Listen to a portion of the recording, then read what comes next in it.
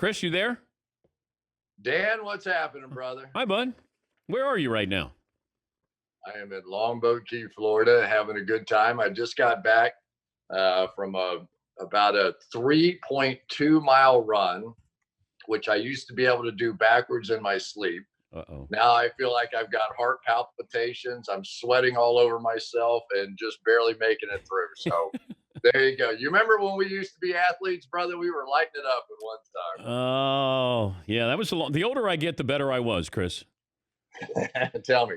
Look at this. I even have a light. I've been doing so many of these Zoom things. Now I actually have something to you can help the cause a little bit. You got any memorabilia behind you? Let me see. Nope. If I go into your house, do I know that you played football?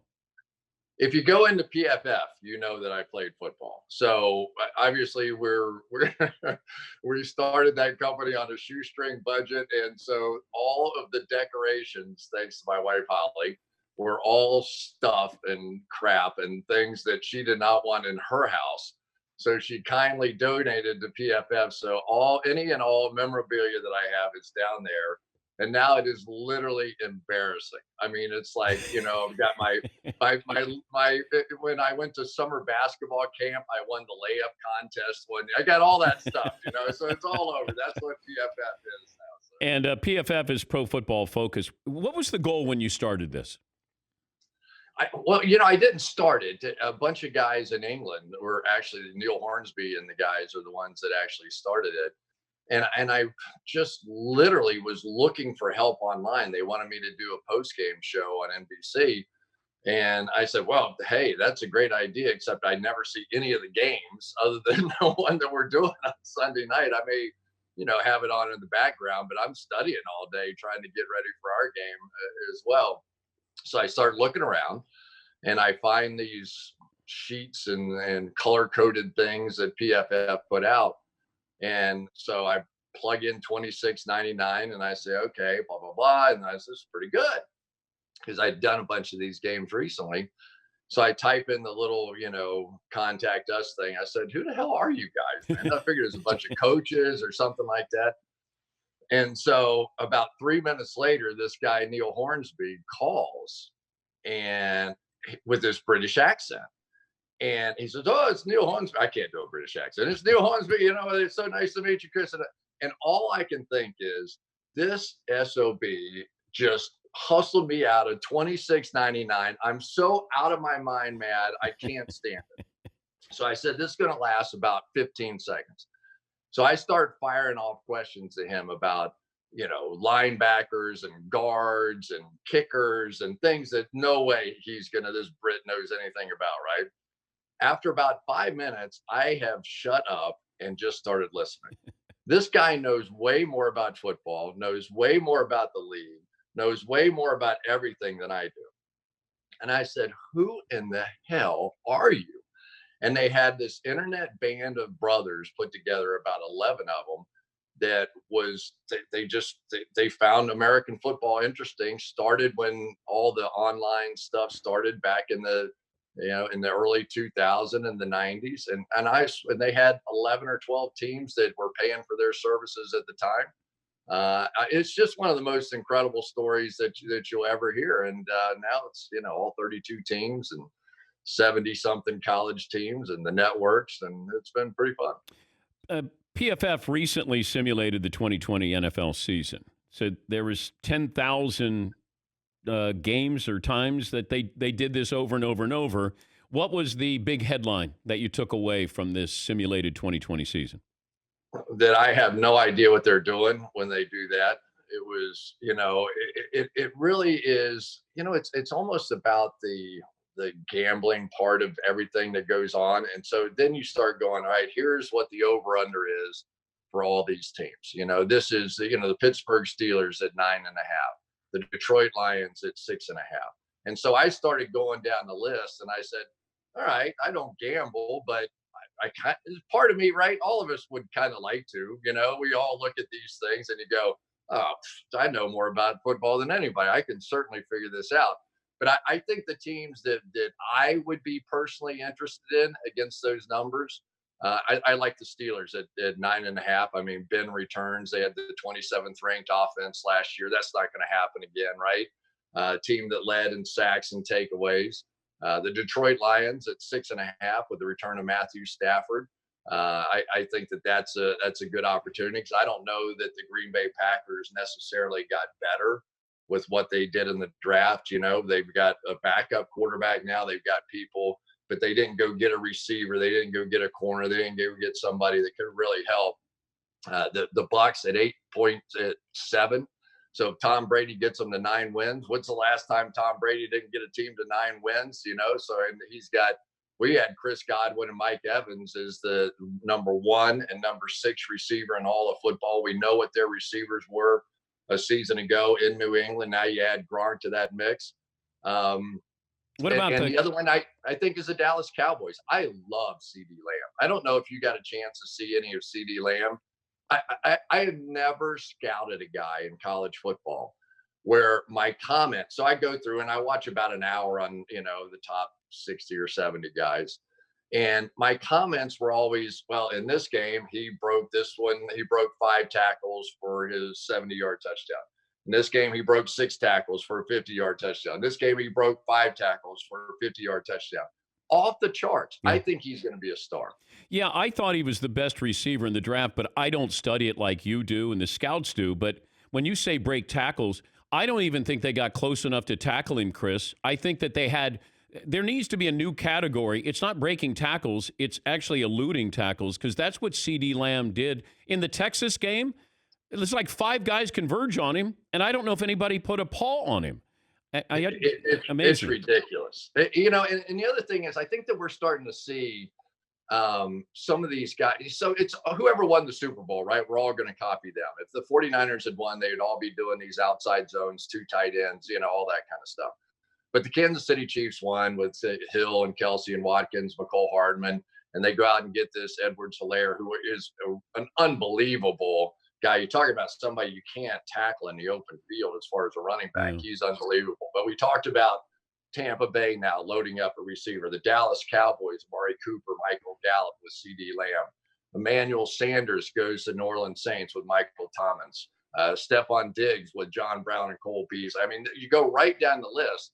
I think the copycat league right now is that we're going to go just load up with all these unbelievable playmakers.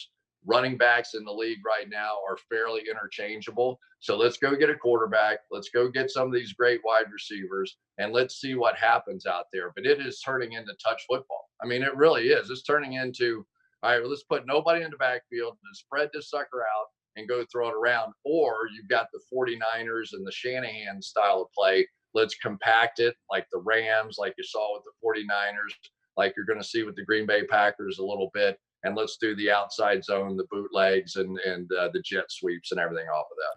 He's Cris Collinsworth, NBC Sunday Night Football color analyst with Al Michaels, Michelle Tafoya.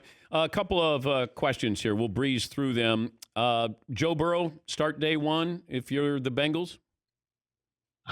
Yes. I mean, what do you got to lose, right? I mean, for a little bit, they're a little bit of your hometown team too.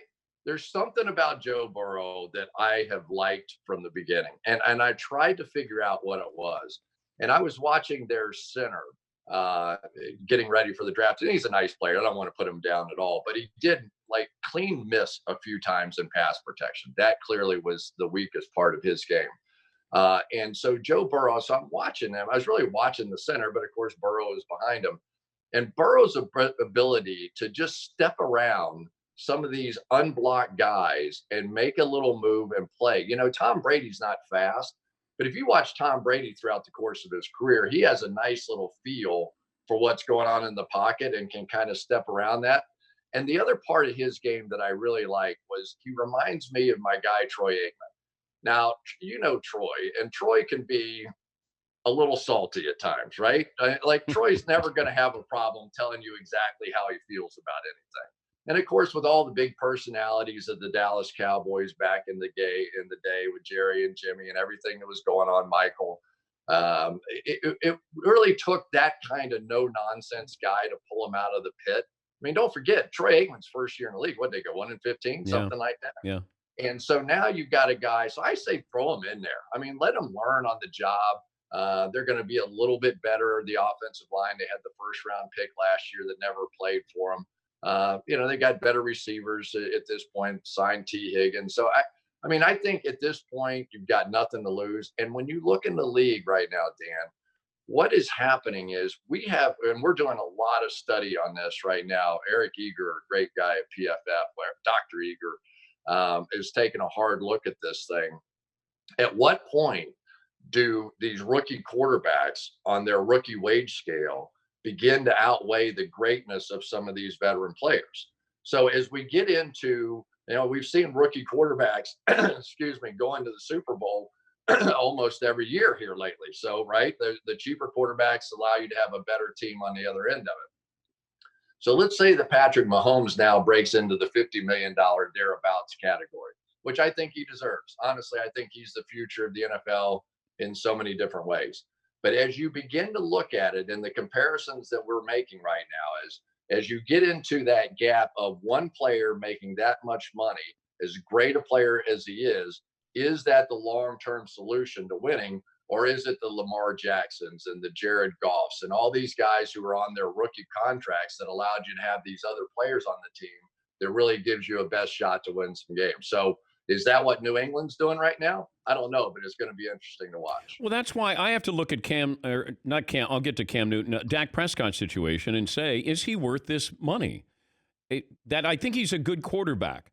But do I get to the point where I say, I'd rather try to find a quarterback that I can have that 5-year window, 4-year window with a salary that, like Seattle did. Seattle, when Russ came in, they got a break and they were able to build that team. Dallas is at the breaking point, I think, because you spent all that money on everybody.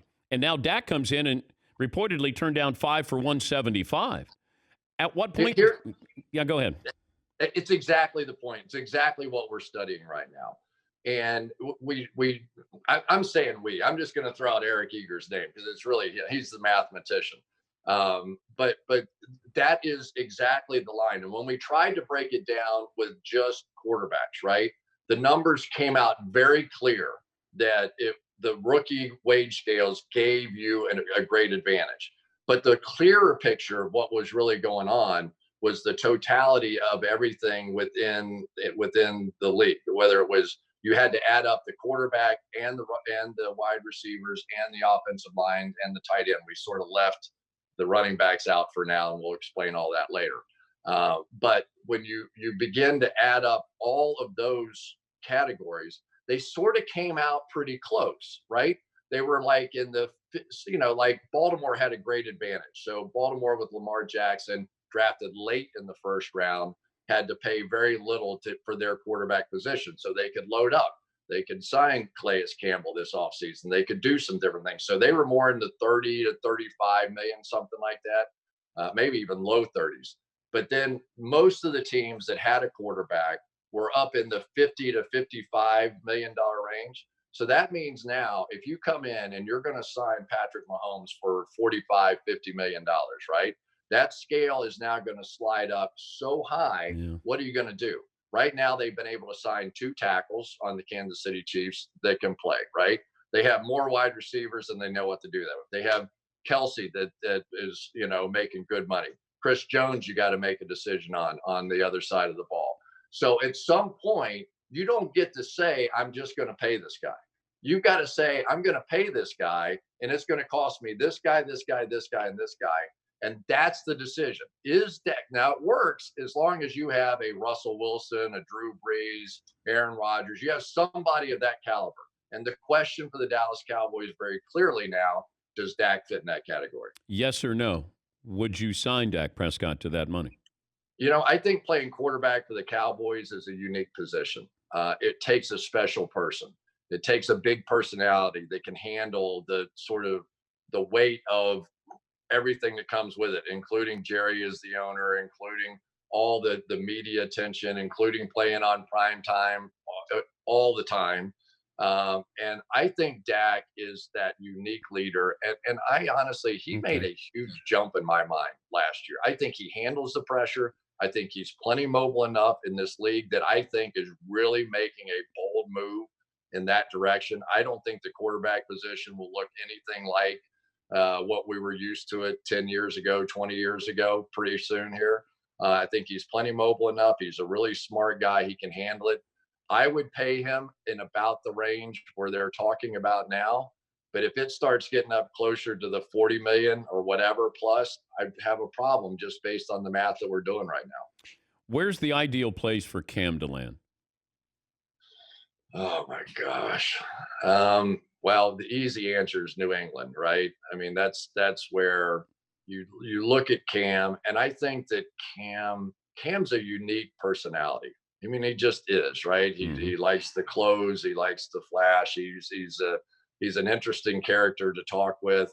I always thought that a place like New England, where it just forces you to focus. Like if I wanted to play somewhere, I played for Forrest Gregg my first couple of years in the league. And you're talking about being able to focus. That guy, if he was coming down the hallway towards me, I turned around and went upstream. I just went. I never even wanted to pass him in the hallway. And I think Belichick allows you to have that kind of focus. I think he needs to extend his game just a little bit. I think he has the physical tools to do it, but it'll take a lot of discipline. It'll take some humility to be able to sharpen some of his skills, especially now in light of the injury. So if I had to say, I think that would be the interesting spot behind Stidham. I'll leave you with this. How does it go wrong for Tom Brady in Tampa? I don't think it does. I'll be perfectly honest with you. I really like what they have going there, but mostly because I think Tom Brady was handed a shorter deck at the wide receiver position for the last few years here, and now he's got players there. Obviously, injury could come about, but I feel like the only thing that could maybe be a bit of a problem, especially now with Gronk on the team, in the short season, right? I mean, we've got, I don't know how Carolina's going to put a football team together, new coach, new quarterback, new coordinators, and no time to be together. So maybe if they get off to a slow start in Tampa because they haven't had that practice time that they're used to having, and it's a tough division and New Orleans gets the better of them, maybe that's how it happens. But I really am excited to watch Tampa this year. I just really am. I think that entire city is going to be a buzz. I don't think Tom Brady has lost anything. I shouldn't say hasn't lost anything. Of course, he's lost something. But I really feel like that they have the ability to come right out and play great football. And I do think he has 2 good years in him. And Bruce Arians, as long as those two can figure out a common offense, where it's not Tom Brady and Gronk going, listen, we don't have time, Bruce, to put in everything. This is what I know how to run. I'm going to teach my guys how to do it. And somehow Bruce or Byron Leftwich or somebody that causes a problem. But I just don't see that happening. I really don't. Good stuff, Cris. My best to Holly, and thanks for joining us. Good luck with the Pro Football Focus. Thank you, pal. Good talking to you, Dan. That's Cris Collinsworth.